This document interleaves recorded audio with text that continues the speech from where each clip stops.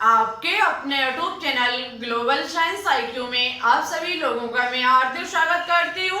इसी के साथ साथ आप सभी लोगों को गुड इवनिंग। जैसा कि आप सभी लोगों को पता है, हम इवनिंग में 8 बजे के समथिंग एक 500 क्वेश्चंस की सीरीज चला रही है, जिसकी ये क्लास नंबर 33 है, जिसमें आज हम आपके लिए NCERT केमिस्ट्री से लिए हुए मोस्ट इम्पोर्टेंट MCQ लेकर के आए हैं, जो कि आपके एग्जाम के लिए वेरी इंपॉर्टेंट क्वेश्चन है। चाहे आप 2021 में किसी की भी तैयारी करते हो, BSc nursing, CP net, VHU, paramedical exam, इनमें से आप किसी की भी तैयारी करते हो 2021 में, सभी एग्जाम्स के लिए आज के क्वेश्चंस बहुत ही इंपॉर्टेंट क्वेश्चन है। तो आप सभी लोग आज की क्लास को बिल्कुल भी स्किप मत करें, अंत तक देखें। और उससे पहले यदि अभी तक आपने दोपहर वाली क्लास को नहीं पढ़ा है, नहीं देखा है, तो उसको जरूर लें। आज हमने बहुत ही इंपॉर्टेंट टॉपिक कराया, जो कि आपके एग्जाम में उससे क्वेश्चंस पूछे जाते हैं। संकरण ज्ञात करने की विधियां हमने आपको ट्रिक के माध्यम से समझाएंगे। तो सबसे पहले दोपहर वाली क्लास को अटेंड जरूर करें। और उससे पहले एक बात और कहनी थी कि जो आपकी 500 क्वेश्चन सीरीज की क्लास नंबर 34 आएगी, उसमें हम आपको संकरण से जितने भी टॉप क्वेश्चन बनेंगे, कुछ प्रीवियस ईयर क्वेश्चन, कुछ आपको उससे बनने वाले क्वेश्चंस जो होंगे, वो आपको क्लास नंबर 34 में देखने को मिलेंगे। संकरण से जो कुछ भी जानकारी और बची होगी, वो हम आपको दोपहर में दे देंगे, और उससे बनने वाले MCQ जो होंगे, वो आपको इवनिंग में क्लास नंबर 34 में देखने को मिलेंगे। तो आप सभी लोग संकरण की प्रैक्टिस करने के लिए तैयार रहें। जितना भी हमने अभी तक संकरण में पढ़ाया, सभी जानकारी आप ले लें, जिससे कि आप प्रैक्टिस को बहुत ही आसानी से लगा सकें। ठीक है, आपका मॉक टेस्ट होगा, जहां आपको बताने होंगे कि कितने क्वेश्चंस आपने राइट किए। ठीक है, क्योंकि बहुत ही इंपॉर्टेंट टॉपिक है संकरण।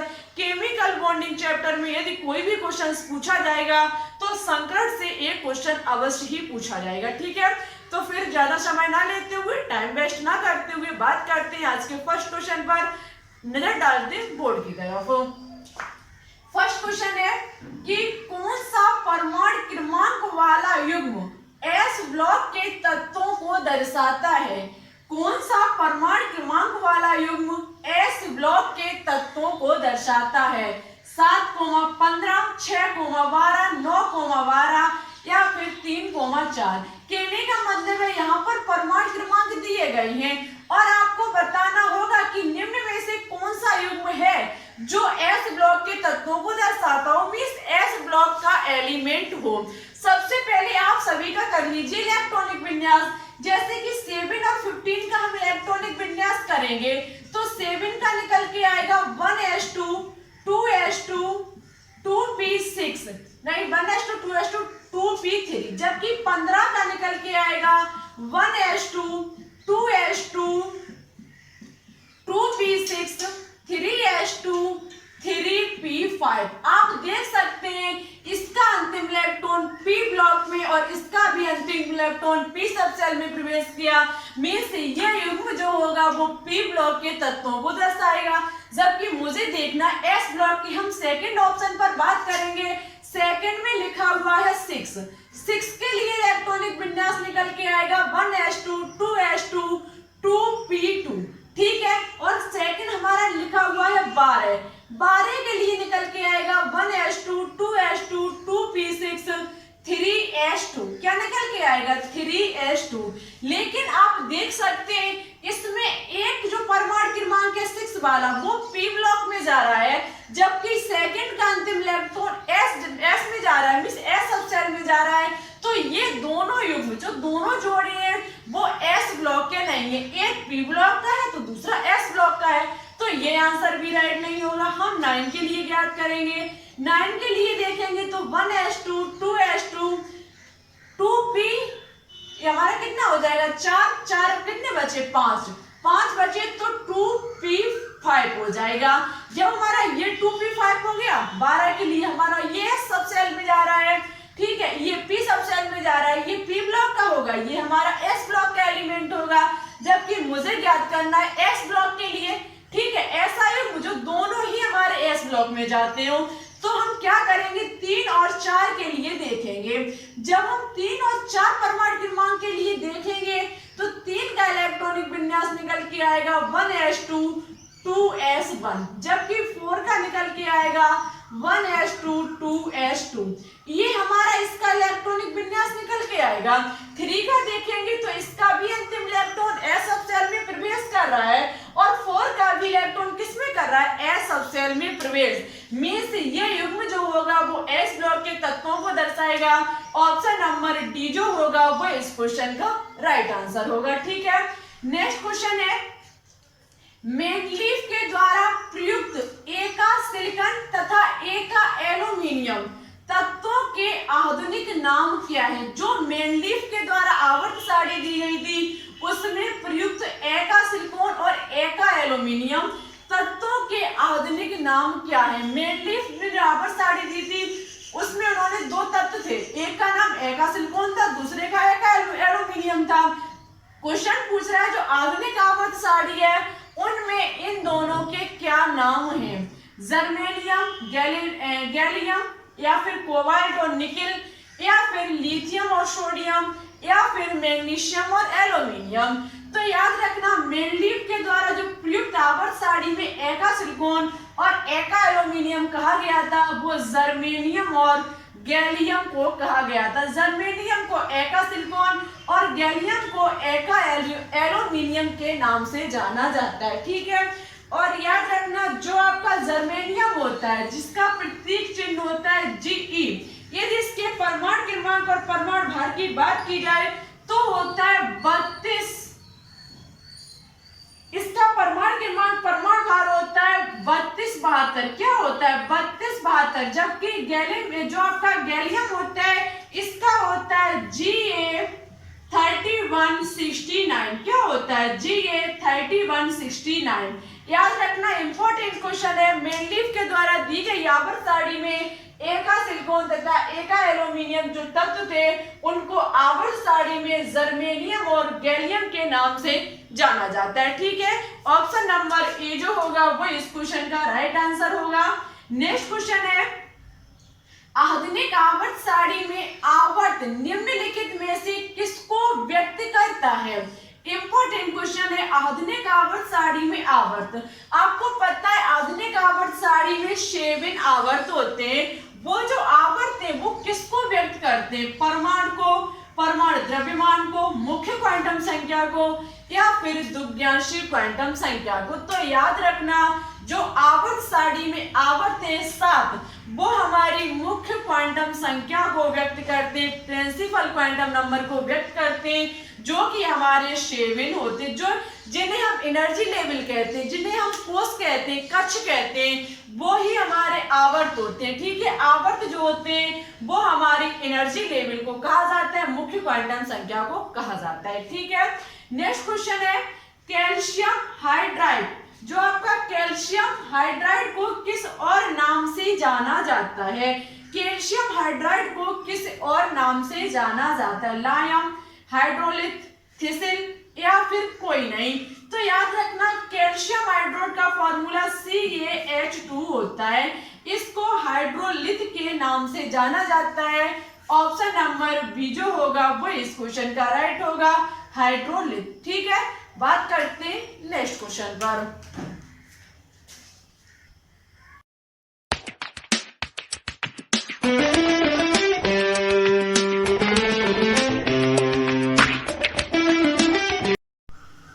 नेक्स्ट क्वेश्चन को देखते हैं। नेक्स्ट क्वेश्चन है कि किस द्रव्य का आयतन तथा आकार अनिश्चित होता है। किस द्रव्य, द्रव्य का मतलब होता है मैटर, जिसे कहा जाता है पदार्थ, का आयतन तथा आकार अनिश्चित होता है। ठोस का, द्रव का, गैस का या फिर इन सभी का। तो याद रखना जिसका आयतन तथा आकार अनिश्चित होता है वो हमारी गैस होती है।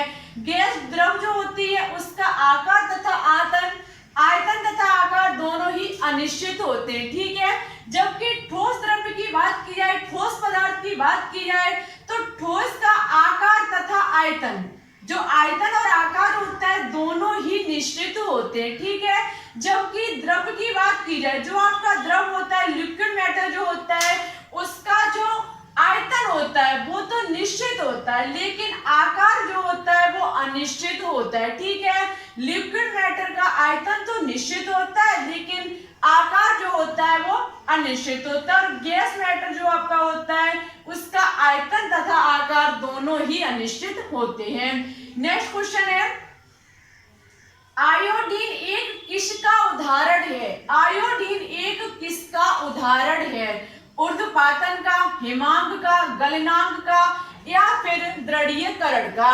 तो याद रखना, जो आयोडीन होती है, आयोडीन आपको पता है एक हैलोजन परिवार का एलिमेंट है। आपको पता है फ्लोरीन, क्लोरीन, ब्रोमीन, आयोडीन हमारे हैलोजन परिवार के एलिमेंट होते हैं। इनमें जो उदाहरण ये है वो एक ऊर्ध्वपातन का उदाहरण है। आपको ऊर्ध्वपातन के बारे में पता होगा, जो ऊर्ध्वपातन होते हैं वो ठोस से बिना द्रव में परिवर्तन हुए किसमें बदल जाते हैं? गैस अवस्था में। जो ऊर्ध्वपातज पदार्थ होते हैं वो ठोस से डायरेक्ट गैस अवस्था में परिवर्तित हो जाते हैं। इसके कई एक उदाहरण है, एक तो हमारा आयोडीन हो गया, कपूर हुआ, नेपथलीन हुई, नौशादर हुआ, ये सभी ऊर्ध्वपातन के उदाहरण कहे जाते हैं। ठीक है, ऑप्शन नंबर ए जो होगा वो इस क्वेश्चन का राइट आंसर होगा। नेक्स्ट क्वेश्चन है कि थोरियानाइट, थोरियानाइट एक अयस्क या फिर खनिज है? थोरियानाइट एक अयस्क या खनिज है? जिंक का, यूरेनियम का, टाइटेनियम का या फिर एल्यूमिनियम का? तो याद रखना, थोरियानाइट जो है वो यूरेनियम का एक अयस्क होता है। यूरेनियम का एक अयस्क होता है। यूरेनियम जिसका प्रतीक चिन्ह यू होता है तथा इसका परमाणु क्रमांक और परमाणु भार 92,238 होता है। ठीक है, परमाणु क्रमांक 92 और परमाणु भार 238 होता है। ठीक है, नेक्स्ट क्वेश्चन है, क्विक सिल्वर कहा जाने वाला धातु है? इंपॉर्टेंट क्वेश्चन है ये। क्विक सिल्वर कहा जाने वाला धातु है? सिल्वर है, एल्यूमिनियम है, पारा है या फिर शीशा है? अब आप क्विक सिल्वर में सिल्वर शब्द लगा हुआ है तो आप समझ सकते हैं कि ये सिल्वर की एक धातु हो सकती है, लेकिन यदि आप ऐसा समझेंगे तो आपका आंसर जो होगा वो गलत हो जाएगा। क्योंकि सिल्वर जो होती है वो एक पारे का मेटल है। पारे की क्विक सिल्वर एक मेटल होती है। पारे को मरकरी के नाम से भी जाना जाता है। किसके नाम से जाना जाता है? मरकरी के नाम से, जिसका प्रतीक चिन्ह Hg और परमाणु क्रमांक 98, परमाणु भार 200 होता है। ठीक है, क्योंकि सिल्वर में बेशक सिल्वर शब्द लगा हुआ है, लेकिन ये जो मेटल होती है, जो धातु होती है वो पारे की होती है, ना कि सिल्वर की। ठीक है, पारे को मरकरी के नाम से भी जाना जाता है। इसका Hg प्रतीक चिन्ह होता है, 98 इसका परमाणु क्रमांक और 200 इसका परमाणु भार, जिसे द्रव्यमान संख्या कहा जाता है। ठीक है, तो आई होप आपको ये समझ में आ चुके होंगे। अब बात करते हैं नेक्स्ट क्वेश्चन पर। नेक्स्ट क्वेश्चन है, टैंक में निम्नलिखित में से क्या होते हैं? टैंक में निम्नलिखित में से क्या होते हैं? जिंक, कैल्शियम और ऑक्सीजन या फिर कैल्शियम, ऑक्सीजन और टिन या फिर जिंक, टिन और सल्फर या फिर मैग्नीशियम, ऑक्सीजन और सिलिकॉन? तो याद रखना, जो टैंक होता है उसमें मैग्नीशियम, ऑक्सीजन और सिलिकॉन पाया जाता है। इंपॉर्टेंट क्वेश्चन है ये। टैंक में बात की जाए इसमें क्या क्या होता है, तो इसमें मैग्नीशियम होता है, ऑक्सीजन होती है और सिलिकॉन पाई जाती है। ठीक है, आज के नेक्स्ट और लास्ट 2 क्वेश्चन है जिसका आंसर आपको हमारे कमेंट बॉक्स में देना होगा। आज की वीडियो थोड़ा लंबी नहीं हो पाई, ज्यादा क्वेश्चन हम आपके लिए लेकर के नहीं आ पाए, तो अब हम कोशिश यही रहेगी कि आपको लगभग टॉप 20 या फिर टॉप 15 एमसीक्यू कराए जाए। लेकिन उससे पहले एक बात का विशेष ध्यान रखना, 34 क्लास में आपको संकरण से बनने वाले सभी एमसीक्यू कराए जाएंगे, तो उस क्लास को लेना बिल्कुल भी ना भूलें। ठीक है, और यदि अभी तक आपने दोपहर वाली क्लास को नहीं देखा तो उसको जरूर देख लें। वहां हमने आपको संकरण को ज्ञात करने की 2 विधियां बताई, 2 ट्रिक बताई, जिसमें आपको आज कमेंट करके 2 क्वेश्चन SP3 D2 संकरण की आकृति कैसी होती है और संकरण को ज्ञात करने की दोनों विधियां लिखिए। इसका आंसर आपको हमारे कमेंट बॉक्स में देना होगा। sp3d2 संकरण की आकृति बतानी होगी और संकरण को ज्ञात करने की जो हमने दो विधियां बताई, दो ट्रिक मान लीजिए या फिर रूल मान लीजिए, जो कुछ भी आप समझ पाए समझ सकते हैं, उनका हमें आंसर आपको कमेंट बॉक्स में देना होगा। ठीक है, आप सभी लोग दोनों क्वेश्चन का आंसर दें। जो बच्चे इन दोनों क्वेश्चन का, जो स्टूडेंट सही और अच्छे से आंसर देंगे, नेक्स्ट क्लास में हम उनका नाम अवश्य ही लेकर के आएंगे। उससे पहले जो हमने आपको पिछली क्लास में क्वेश्चन होमवर्क में दिया था, उसका आंसर किन किन स्टूडेंट ने सही दिया, सबसे पहले उनके नाम लेते हैं। नाम है अनुराधा मौर्य, हर्षित मिश्रा, अर्जुन वर्मा, निशांत यादव, लव कुश विश्वकर्मा। इन सभी स्टूडेंट ने बिल्कुल सही और अच्छे से आंसर दिया। आप सभी लोगों को बहुत बहुत धन्यवाद। आप ऐसे ही लगातार कोशिश करते रहिए, आपका सिलेक्शन 2021 में होकर के रहेगा। और एक बात और आप सभी लोगों से कहनी थी, थोड़ा इस ग्लोबल साइंस IQ चैनल को सपोर्ट कीजिए। देखो, जब तक आप सपोर्ट नहीं करोगे हमारा भी उतना अच्छा मन नहीं लगेगा।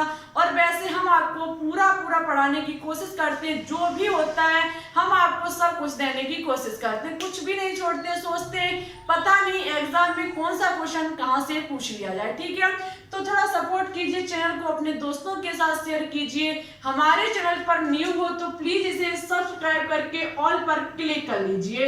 इससे होगा क्या, हम जब भी कोई वीडियो अपलोड करेंगे तुरंत आपके पास हमारी वीडियो का नोटिफिकेशन पहुंच जाएगा और आपको वीडियो का इंतजार नहीं करना पड़ेगा। यदि आपने दोपहर वाली क्लास ली होगी तो इसका आंसर आप जरूर ही कमेंट बॉक्स में दे दोगे।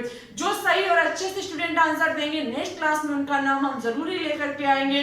तो आज के लिए बस इतना ही। क्लास अच्छी लगे तो लाइक एंड दोस्तों के साथ शेयर करना बिल्कुल भी ना भूलें। और नेक्स्ट क्लास 34 जो क्लास आएगी उसको लेना तो बिल्कुल भी ना भूलें। संकरण से बनने वाले टॉप जो भी MCQ होंगे सभी आपको कराए जाएंगे 34 क्लास में। ठीक है, तो फिर चलते। Thanks for watching this video. जय हिंद, जय भारत, ऑल द बेस्ट।